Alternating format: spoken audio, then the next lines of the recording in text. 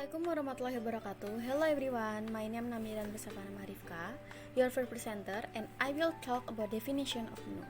Let me introduce my team members. Astuti, she will discuss about types of menu, and Hanifa Hantoro, she will explain about the importance of menu, and last presenter is Lionica Lintang Puspitasari, she will talk about the modern menu and closing. We will present to you about an overview of the material that we will explain. 1. Menu. About explain what the meaning of menu. 2. Types of menu. About describe the various types of menu. 3. The importance of menu. About explain the importance of having a menu book. 4. The modern menu. About give an understanding of what is a modern menu. First material is definition of menu. The menu is a list of foods that have been equipped with their respective price that have been prepared available in the restaurant. Menu books are provided and displayed to attract customers and provide value for money for the food on offer. The menu comes from the French le menu, or in English called bill of fare, as a guide in preparing dishes or food. Currently, the menu is divided into two types, namely traditional menu and modern menu.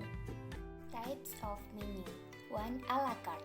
On the a la carte menu, restaurants will list all types of food they have from appetizer, main dish to dessert, each of which has its own price range. So, customers can freely choose which menu they want and of course adjust their ability to pay.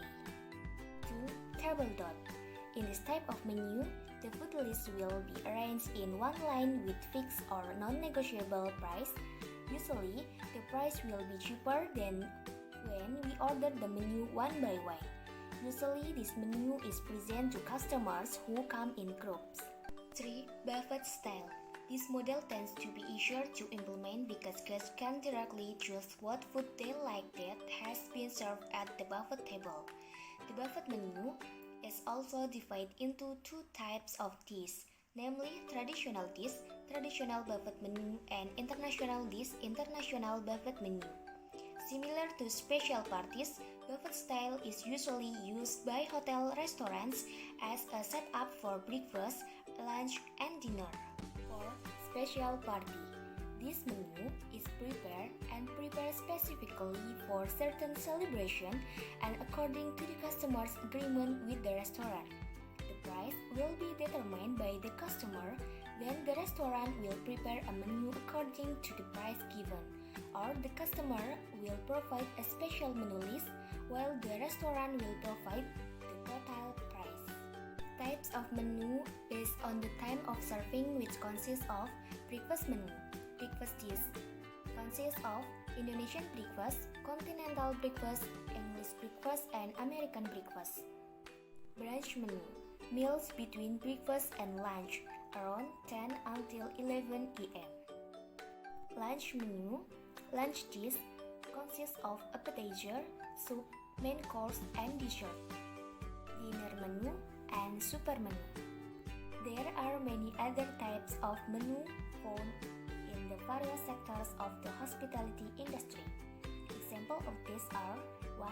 Breakfast menu and afternoon tea menu. 2. Floor or room service menu. Long service menu, hospital tray service menu, airline tray service menu, and rail service menu. And the last, event menu. This picture is example of a la carte menu, double dot menu. Buffet style and special party. Number 3. The importance of menu. The meaning and function of the menu book.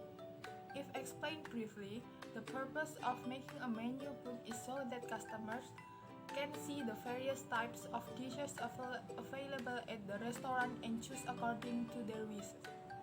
If there's a menu, then customer will get an idea of what the shape and content of the food will be served in front of them.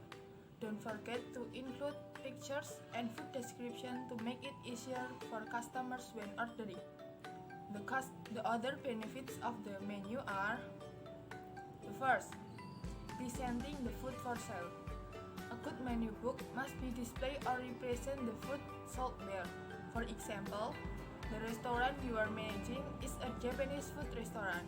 In the menu, there must be a picture of the food that display the theme of the restaurant. For example, picture of sushi and ramen. By not displaying from the menu, not everyone understands the names of foods that are likely to be foreign when read. Avoiding unwanted things, it's a good idea for the waiter to explain the food menu to be ordered by the buyer.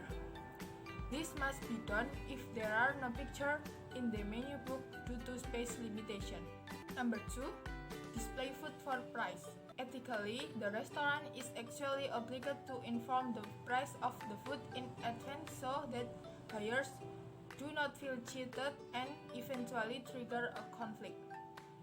A good menu book must display all food price in detail, including price if there are medium, large to jumbo portion. Don't have a food menu that doesn't have a price. If some of the food menu price adjusts to seasonal product, it's better to tell in advance. Inform the buyer if the price is about how much rupiah from the start, so they can decide whether to buy it or not. Number 3. As a communicational tool. The books are also used as a communication tool between seller and buyer. Well, the purpose of this communication tool is the appearance of context on the menu, especially the beginning and also the end. This contact can be a company contact or a branch head if there's a problem related to the service that occurs. The buyer can directly contact that number. Openness is very important so that the service in the restaurant can run smoothly and minimize conflict in the restaurant. Number 4. As a promotional media. Menu book can also be used for easy promotional tools or media. For example, at the front of the menu, there is a section that is intentionally left blank. Furthermore, the contents can be changed so that as soon as there is a new menu or is being promoted, it can be conveyed to customer. Waiters can also help carry out direct promotion by showing the position of promotional product on the menu. This collaboration can create menus or promotional menus that you want to increase sales. Next, the menu functions for everything in the culinary world are 1. Menu functions for the kitchen. The menu can be used as a source of information about the ingredients needed in terms of type, quality, and quantity at the time of purchase. Menus can provide information about what equipment is used both at the time of processing and serving, so that it can be useful and more effective. The menu can be used as a reference for the division of tasks for kitchen employees and the organizational structure of the kitchen. Number 2. Menu functions for the serving section. Menus are used as a source of information for the measurement and preparation of serving utensils such as glasses, plates, bowls, and other serving utensils. The menu can provide information to the waiter about a list of what food and drinks are offered, so the waiter must be able to sell and explain to guests or customers. Next, number 3, menu functions for customer. The menu can be used as a list of food and beverage information that can be ordered at a restaurant or dining places. And also guests can find out the price of each menu ordered so that they can adjust to the funds they have. Next, understanding the menu from various point of view. Number 1, waiter's point of view. Menu is a list of foods or drinks that must be sold to customer. Number 2, guest point of view. The menu is a list of foods that can be selected according to the taste of guests.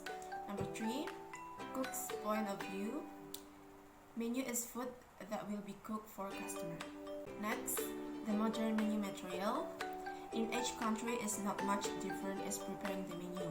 However, from year to year, there has been a change in the arrangement, which is known as the classic menu structure and the modern menu structure. The arrangement of dishes on the classic menu consists of 13 types of dishes, so that it requires hard work and long preparation. However, nowadays the classic menu structure is still used with a more limited number of dishes, only 3 until 6 dishes.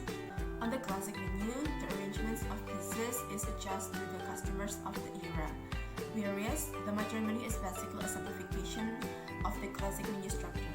Several foods are combined and appear in one group. Although the types of food is simplified, the menu arrangements still follow the classic menu framework pattern. This simplification will allow more types of food to appear in one dish group. That is, the wider the opportunity for guests to choose food that suit their taste. The reason why now many classic menus with more complete stage now revert to modern menus with the reason of reducing the burden of production cost, simplify service and shorten time. Okay, the difference between classic and modern menu. Number 1, classic menu structure. The classic menu structure consists of 13 types of dishes, including 1.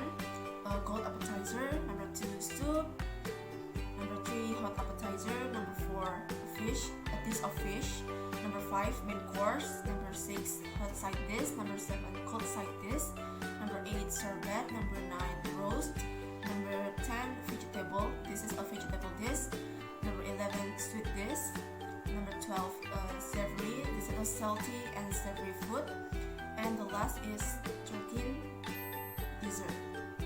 Number 2, modern menu structure.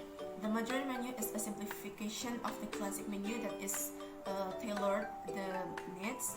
Modern menu consists of 3 until 6 course, including 1 cold appetizer, number 2 soup, number 3 warm appetizer, number 4 main course, number 5 sweet dishes, and the last number 6 is dessert. So the presentation of material about the menu that we can convey. If there are shortcomings, please forgive us because we are still